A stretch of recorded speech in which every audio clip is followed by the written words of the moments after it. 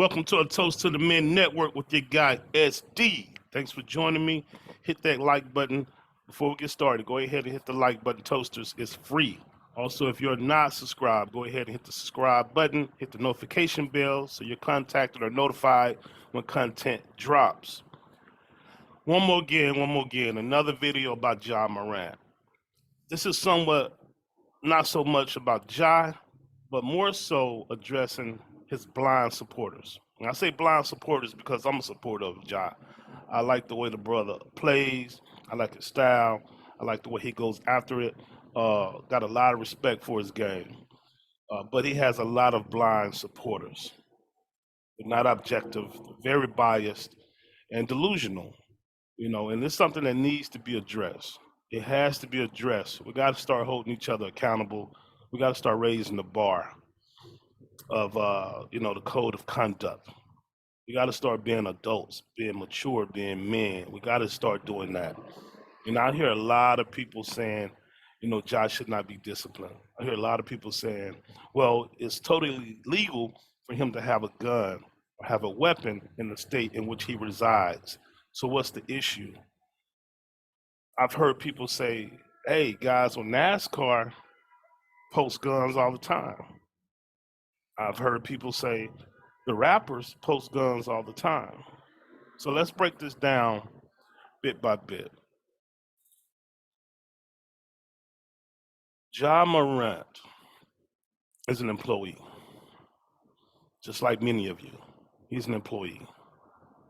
And although something may be legal or not illegal in which the state you reside or the country you reside in, companies are private, corporations are private companies in a sense. They have their own policy and bylaws. They have their own code of conduct requirements. And so you have to abide by that. We all have freedom of speech in the US, not so much within your company. It can go against the code of conduct, not so much. And somebody brought this up. You take Donald Sterling, the former Los Angeles Clippers owner. He was secretly recorded making some racist comments about blacks. Like he didn't want blacks. He didn't want this girlfriend he had to bring blacks to his game. Now he's the owner. He has black employees, coaches, staff, players, of course. This secretly recorded audio was published. It was given to the public. The NBA made this man sell his team. Now, he didn't do anything illegal, but it goes against their code of conduct. It tarnishes their brand. No way could they stand by him and expect to have a stellar brand or continue to have a stellar brand without receiving any backlash forever. So they had to sever ties with them. Did he do anything illegal? No. No, he didn't. Freedom of speech, he's free to have an opinion, whatever opinion he wants to have. He's free to not like blacks. But since he's a part of a bigger body, the NBA, they have a code of conduct, and he went against that. And he was secretly recorded. All and still, he went against it. He was forced to give up his team. Same thing with many of you. Many of you work for corporations. If your company sees some of the activities you do at home or on the weekend, you will not have a job if it's put out there publicly. You will not have a job, and you know this. So it's no different with Ja. And what compounds Ja's situation is there's a lot of money behind him. It's bigger than image. There's a lot of money. There's a lot of money behind him. With endorsements, with the NBA, they're planning on making him the face of the NBA. Remember, they just threw Kyrie up on the bus, man. They wanted to get rid of Kyrie. They want to disassociate themselves with Kyrie Irving, and they promoted Ja Morant. He fumbled the ball. He fumbled. He messed it up. It was laid there in his lap. to be the face of the NBA. That's what they wanted. And so, yeah, he represents not only himself, but he represents that team. He represents the brand of the NBA. You know, not even talking about the endorsements like with Adidas, and I'm sure he has plenty more endorsements. They do not want to be associated with that kind of image. Now, I don't think there would have been a problem with them having the guns if he was responsibly and maturely showcasing his gun collection at his home. I don't think it'd been an issue. I don't think it'd been an issue if he was recorded at the gun range. The issue is he's riding around flashing a weapon. That's the issue. It's a bad image. Is it against the law? No, but it doesn't matter. He works for a company. He's an employee. So he has to abide by their code of conduct, their policies and bylaws. He has to. Or else, you know, what happens, happens. He gets suspended, get money taken. Now, he's free to do whatever he wants, man. He can quit the NBA. He can quit. Just, you know, I don't know if you would call it an early retirement. I guess you would call it an early retirement, but he could do that. I doubt he'll do that, but he can do that. That's an option. But you can't, you know, you can't just expect to do whatever you want to do and not be held accountable and not have to adhere to your company's code of conduct. Doesn't work like that. It does not work like that. Now, as far as NASCAR drivers, I hadn't seen it, but I'll take these guys' words for it. These guys' word for it. As far as NASCAR drivers, you know, flashing guns,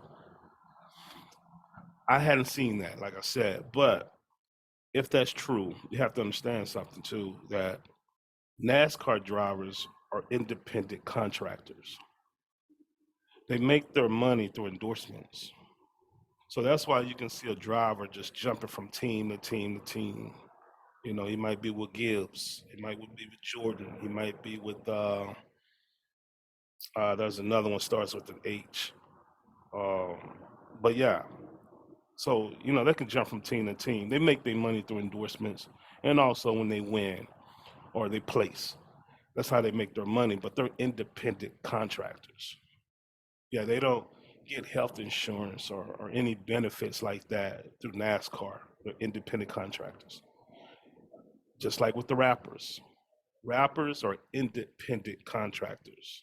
The record label does not provide health insurance or any medical benefits or dental, life insurance, anything like that. They're independent contractors. The rapper is responsible for all of that. And there's no 401k. So the record companies are limited as to what they can do to artists. But what can happen, endorsements can be taken. Boxers, independent contractors. You know, that's just what it is. They don't even have a union. Rappers don't have a union. Like they're independent contractors. So it's, you know, so the boxing associations are limited to what they can do to boxers. It's just what it is. You know, they could take a license, but then you can go to another state as a boxer and get licensed and fight. You know, another country, it doesn't matter. So people have to understand that.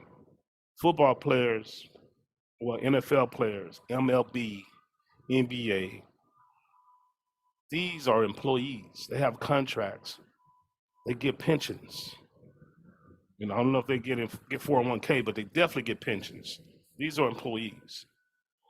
So they adhere to a different code of conduct, different policies and procedures than these other people, art musicians, NASCAR drivers, boxers. It's a big difference. So that's one thing people have to understand. And this is just basically, man, about Ja growing up.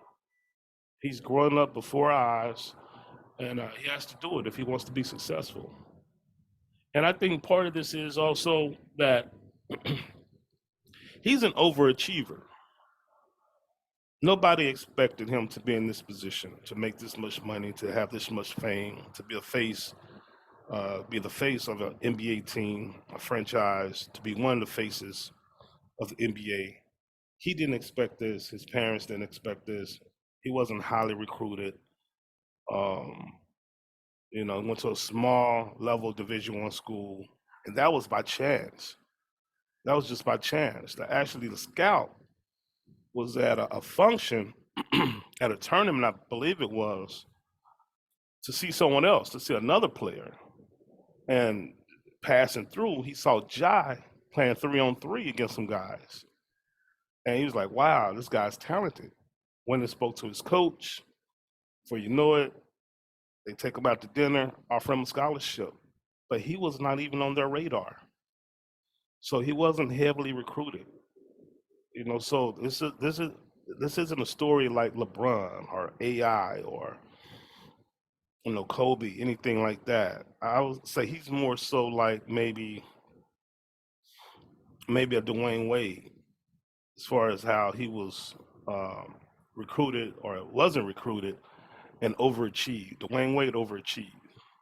Um, so maybe this is too much, too fast, too fast. Maybe this is just too much going on at a fast pace, and no one was ready for this. No one was prepared for this. He wasn't. His parents were not, but they got to adapt quickly.